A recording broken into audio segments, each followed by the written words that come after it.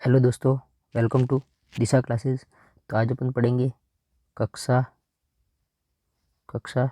10th यानी कि 10वीं। ये अध्याय नंबर है 5। पहले हुआ करता था ये 6 नंबर पे। अभी जो 2023-24 के सिलेबस में ये है 5 नंबर पे। नाम है अपना जैव प्रक्रम साइंस। ठीक है, तो देखिए स्टार्ट करते हैं अपन जैव प्रक्रम के बारे में। देखो जैव प्रक्रम क्या होता है कि वे सभी प्रक्रम यानी वे सभी प्रक्रियाएं जो संयुक्त रूप से जीव के अनुरक्षण का कार्य करते हैं, यानी जीवों को बचाने का कार्य करते हैं, जैव प्रक्रम कहलाते हैं। जैव प्रक्रम में देखो कौन कौन से प्रोसेस होते हैं। तो पोषण होता है, श्वसन होता है, वहन होता है और उत्सर्जन। अगर जो जीव है, अगर ये प्रक्रम नहीं होते जीव में, पोषण नहीं होता, श्वसन नहीं होता, वहन नहीं होता या उत्सर्जन नहीं होता, या इनमें से कोई एक भी नहीं होता है, तो जीव जिंदा नहीं रह सकता है। जीव के जिंदा रहने के लिए पोषण होना जरूरी है, श्वसन होना जरूरी है, वहन होना जरूरी है और उत्सर्जन होना जरूरी है। इनके बिना जीव जिंदा नहीं रह सकता। तो ये सभी ऐसे प्रक्रम कहलाते हैं जो जीव के अनुरक्षण का कार्य करते हैं, इसलिए इनको जैव प्रक्रम कहते हैं। अब देखिए अपन एक एक चीज़ के बारे में पढ़ेंगे, समझिए इस चीज़ को। पहले अपन पोषण के बारे में पढ़ेंगे, फिर श्वसन के बारे में पढ़ेंगे, फिर अपन पढ़ेंगे वहन के बारे में, फिर अपन पढ़ेंगे उत्सर्जन के बारे में। आपको हिंट दे देता हूँ। पोषण के बारे में अपन जैसे ही दिमाग में ख्याल आता है तो खाने पीने का, तो यहाँ पे अपन अमाशय वगैरह इसके बारे में पढ़ेंगे। श्वसन के बारे में तो सांस लेना, यहाँ पे अपन फेफड़ों के बारे में पढ़ेंगे। वहन का मतलब एक जगह से दूसरी जगह, तो यहाँ पे अपन हृदय, खून, वाहिकाएँ, ठीक है, इनके बारे में पढ़ेंगे। और उत्सर्जन मतलब अपशिष्ट पदार्थों को शरीर से बाहर निकालना, तो यहाँ पे अपन किडनी वगैरह ये सब पढ़ेंगे। ठीक है, तो अब देखिए आगे अपन बात करते हैं। अब ध्यान से सुनते जाइए, बढ़िया से नोट्स भी बनाते जाइए। ठीक है, और देखिए पोषण, लाइक अच्छा लगे तो लाइक कर देना भाई, शेयर भी कर सकते हो दोस्तों के साथ। अगर आप चाहते हो कि नहीं मेरे साथ साथ मेरा दोस्त भी आगे बढ़े, तो शेयर भी कर सकते हो। और सब्सक्राइब कर दीजिए ताकि हमें भी थोड़ा अच्छा लगे कि चलो कुछ बढ़िया ही कर रहे, पढ़ा रहे। ठीक है, अब देखिए आगे। पोषण, भोजन ग्रहण करना, पचे भोजन का अवशोषण एवं शरीर द्वारा अनुरक्षण के लिए इसका उपयोग पोषण कहलाता। पहले अपन बात करते हैं पोषण की। पोषण, श्वसन, वहन और उत्सर्जन। तो इसमें पहले बात करते हैं पोषण की। पोषण क्या था कि इंसान भोजन ग्रहण करता है, फिर पचे भोजन का अवशोषण होता है शरीर के अंदर, और शरीर द्वारा अनुरक्षण के लिए इसका अलग अलग रूपों में उपयोग करता है, उसको अपन पोषण कहते हैं। पोषण के आधार पर जीवों को दो समूहों में बांटा जाता है। पोषण के आधार पर, वापस सुनिए, पोषण के आधार पर जीवों को दो समूहों में बांटा जाता है। पहला है स्वपोषी पोषण वाले, दूसरा है विषमपोषी पोषण। वापस सुनिए, जैव प्रक्रम जो जीवों के अनुरक्षण का कार्य करते हैं वैसे प्रक्रम जैव प्रक्रम कहलाते हैं। अब प्रक्रम कितने प्रकार के होते हैं जैव प्रक्रम? पोषण है, श्वसन है, वहन है, उत्सर्जन है। अब अपन बात करते हैं कि पोषण। तो पोषण क्या होता है? भोजन ग्रहण करना, पचे भोजन का अवशोषण, फिर शरीर के अनुरक्षण के लिए इसका उपयोग करना, ये पोषण कहलाता है। पोषण के आधार पर जो जीव है वो दो भागों में बांटे गए हैं। एक है स्वपोषी पोषण, दूसरा है विषमपोषी पोषण। सुनिए ध्यान से। पोषण का वह तरीका जिसमें जीव अपने आसपास के वातावरण में उपस्थित सरल अजैव पदार्थों जैसे CO2, पानी और सूर्य के प्रकाश से अपना भोजन स्वयं बनाते हैं।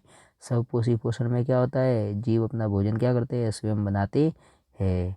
जैसे अपन है तो अपन, आप ऐसे सोच रहे होंगे कि अपन अपना भोजन अपन भी तो स्वयं बनाते हैं सर। मेरी मम्मी तो सर क्या करती है पता है? मेरी मम्मी सर अपने आप रोटी वगैरह बनाती है, फिर वो सब्जी बनाती है, तो सर मेरी मम्मी भी तो स्वपोषी होगी ना। और आप ऐसे सोचते होंगे कि सर मेरी मम्मी भी तो ऐसे करती होगी। अरे नहीं, वो भोजन को बनाती नहीं है, वो भोजन को पकाती है। भोजन जैसे आलू है तो वो थोड़ी घर पे बनाते हैं अपने मम्मी, जो भी है, जैसे जितने भी जैसे अपन आलू है, गेहूँ है, ये सब घर पे थोड़ी बनते हैं, अपने घर पे नहीं बनते। अपने पास ऐसी कोई टेक्नोलॉजी नहीं है कि घर पे बना सके। ये अपने को पौधे बना के देते हैं। ये सब अपने को पौधे बना के देते हैं। मम्मी तो क्या करती है कि अपने भोजन को क्या करती है, पका के अपने को देती है, ताकि उसका थोड़ा और स्वाद बढ़िया आ जाए। आलू को बिना पकाए खाएंगे तो स्वाद अच्छा थोड़ी आएगा, लेकिन आलू अपने को बना के थोड़ी देते। आलू तो क्या होता है, पौधे बनाते हैं।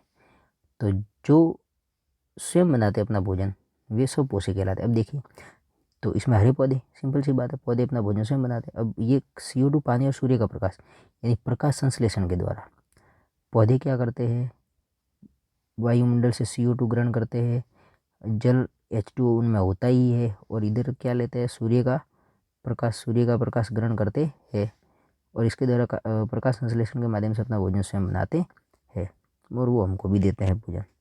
विषमपोषी, पोषण का वह तरीका जिसमें जीव अपना भोजन स्वयं नहीं बना सकता बल्कि अपने भोजन के लिए अन्य जीवों पर निर्भर करता है, जैसे मानव, जैसे हम और अन्य जीव। हम कैसे, हम अपना भोजन स्वयं थोड़ी बनाते हैं। हम क्या करते हैं, अपने को खाना है गेहूँ तो अपन लाते हैं मार्केट से। मार्केट वाले कहाँ से लाते हैं, मार्केट वाले आपको पता ही है कहाँ से लाते हैं, होलसेल में आता है, इनके होलसेल वाले कहाँ से। आखिर में जब किसान जाएगा दुकान पे वो बेचने के लिए तभी तो उनके पास आएगा ना। तो गेहूँ वगैरह ऐसे मिलते हैं। तो ओवरऑल गेहूँ कहाँ से आता है, पौधे से। चावल कहाँ से आता है, पौधे से।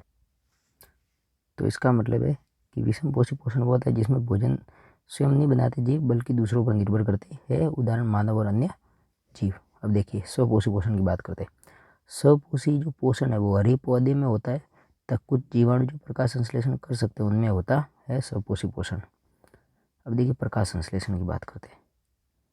प्रकाश संश्लेषण क्या होता है, इसमें क्या होता है कि जो पौधे हैं वो क्या करते हैं, CO2 और जल और सूर्य का प्रकाश के द्वारा अपना भोजन, ये जो कार्बोहाइड्रेट है, अपना भोजन स्वयं बनाते हैं। इस प्रक्रिया को बोलते हैं प्रकाश संश्लेषण। अब देखिए यह वह प्रक्रम है जिसमें स्वपोषी बाहर से लिए पदार्थों को, यानी बाहर से कौन कौन से पदार्थ लेते हैं, CO2, H2O और सूर्य का प्रकाश, इससे जो चीज़ बनाते हैं उसमें ऊर्जा संचित होती है, यानी ऊर्जा संचित रूप में परिवर्तित कर देते। ये पदार्थ कार्बन डाइऑक्साइड तथा जल के रूप में लिए जाते हैं। बाहर से कार्बन डाइऑक्साइड लेते और जल लेते हैं, और सूर्य के प्रकाश की सहायता से इनको ग्लूकोज में कन्वर्ट कर देते हैं, यानी कार्बोहाइड्रेट में कन्वर्ट कर देते हैं, जो सूर्य के प्रकाश तथा क्लोरोफिल की उपस्थिति में कार्बोहाइड्रेट में परिवर्तित कर दिए जाते हैं। आप ये सुनिए CO2 + H2O, ये क्या करते हैं, सूर्य का प्रकाश आता है और क्लोरोफिल होता है पत्तियों में, तो वो क्या करता है, क्लोरोफिल क्या करता है, सूर्य के प्रकाश को अवशोषित करता है। फिर प्रोसेस होती है CO2 और H2O, तो CO2 किस में कन्वर्ट हो जाता है, इसमें कार्बोहाइड्रेट में, और ऑक्सीजन बनता है और जल बनता है। ऑक्सीजन जो अपने द्वारा ग्रहण कर ली जाती है। तो देखिए इसको सुनिए एक बार। यह वह प्रक्रम है जिसमें स्वपोषी बाहर से लिए पदार्थ को ऊर्जा संचित रूप में परिवर्तित कर देते हैं। ये पदार्थ कार्बन डाइऑक्साइड तथा जल के रूप में लिए जाते हैं, जो सूर्य के प्रकाश तथा क्लोरोफिल की उपस्थिति में कार्बोहाइड्रेट में परिवर्तित कर दिए जाते हैं। अब देखिए प्रकाश संश्लेषण के लिए आवश्यक कच्ची सामग्री कौन कौन सी है, अपने को पता है, सूर्य का प्रकाश चाहिए, फिर CO2 चाहिए, क्लोरोफिल चाहिए, कार्बन डाइऑक्साइड यानी CO2 चाहिए, जल चाहिए। कार्बन डाइऑक्साइड पौधे कहाँ से लेते हैं, स्थलीय पौधे इसे वायुमंडल से प्राप्त करते हैं, वायुमंडल आसपास अपने वायुमंडल से प्राप्त करते हैं। और जो जल है वो कहाँ से लेते, स्थलीय पौधे जल को मिट्टी से प्राप्त करते हैं। तो ये 4 कच्ची सामग्री है प्रकाश संश्लेषण। सूर्य का प्रकाश, CO2 जरूरी है, जल जरूरी है, क्लोरोफिल जरूरी है। देखिए आगे बात करते हैं। प्रकाश संश्लेषण के दौरान देखिए कौन कौन सी घटना घटित होती है। क्लोरोफिल द्वारा, पहले क्लोरोफिल क्या करता है, प्रकाश ऊर्जा को अवशोषित करता है। उसके बाद उस प्रकाश ऊर्जा को किस में कन्वर्ट करता है, रासायनिक ऊर्जा में कन्वर्ट करता है, तथा जल अणुओं का हाइड्रोजन तथा ऑक्सीजन में वो टूटते हैं। जल के अणु हाइड्रोजन और ऑक्सीजन में टूटते हैं। उसके बाद जो कार्बन डाइऑक्साइड है उसका जो अपचयन होता है किसमें, कार्बोहाइड्रेट में, यानी कार्बोहाइड्रेट यानी C6H12 और O6 बन जाता है, और यही कार्बोहाइड्रेट है। ठीक है, अब बात करते हैं आगे। इनमें रंध्र होते हैं। अब रंध्र का क्या खेल है, स्टोमेटा, पत्ती की सतह पर जो सूक्ष्म छिद्र होते हैं उसे क्या कहते हैं, रंध्र कहते हैं। रंध्र के प्रमुख कार्य क्या है, देखिए प्रकाश संश्लेषण के लिए गैसों का अधिकांश आदान प्रदान इन्हीं रंध्रों के द्वारा होता है या छिद्रों के द्वारा होता है। प्रकाश संश्लेषण के लिए जो गैस है CO2 O2, इनका आदान प्रदान इन छिद्रों के माध्यम से होता है। वाष्पोत्सर्जन की प्रक्रिया में जब वाष्पोत्सर्जन होता है पौधे से, जब जल बाहर निकलता है तो इन्हीं रंध्र के द्वारा बाहर निकलता है। अब देखिए ये पत्ती का एक ये है चित्र है जिसमें रंध्र को बताया गया है। ये देखिए ये कोशिका, सहायक कोशिका ये है, और यहाँ पे द्वार कोशिका, और ये है आपका रंध्र। देखिए आगे, रंध्र पत्ती की सतह पर सूक्ष्म छिद्र श्वसन, गैसों के विनिमय और वाष्पोत्सर्जन के लिए खुलते बंद होते हैं। विषम पोषी की बात करें, स्वपोषी पोषण अपन ने पढ़ लिया, ठीक है। बात करते हैं विषम पोषी की। तो विषम पोषी में देखिए प्राणी संपोषण होता है, मृत जीवी पोषण होता है और परजीवी पोषण होता है।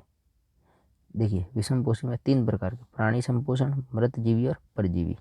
तो प्राणी संपोषण कुछ नहीं है, सिंपल है। इसमें जीव क्या करता है, संपूर्ण भोज्य पदार्थ को का अंतर ग्रहण करते हैं। जैसे हम संपूर्ण भोज्य पदार्थ को अपने अंदर खाते हैं भोज्य पदार्थ, तथा उनका पाचन शरीर के अंदर ही होता है।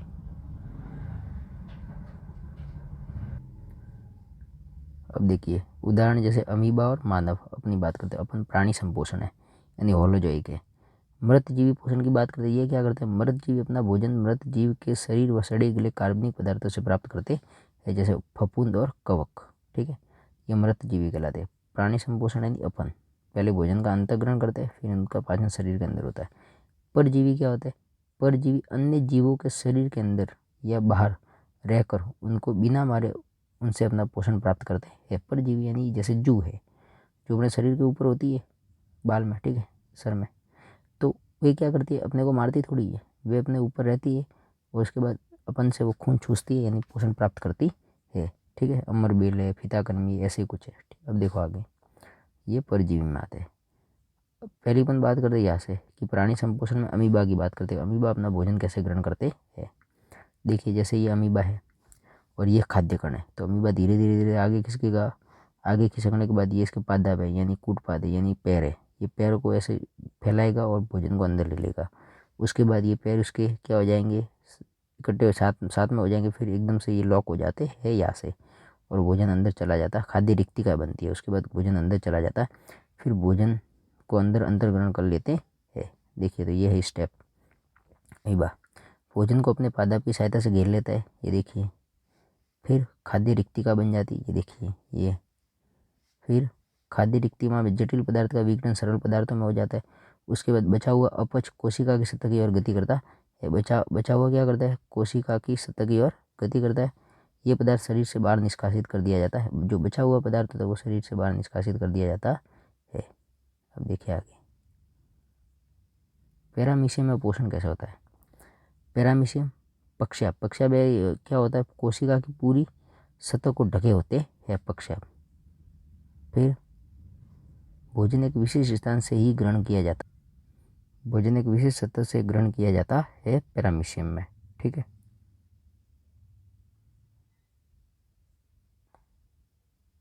अब देखिए मनुष्य में पोषण, ये अपन अगले भाग में पढ़ेंगे इसके। थैंक यू, धन्यवाद।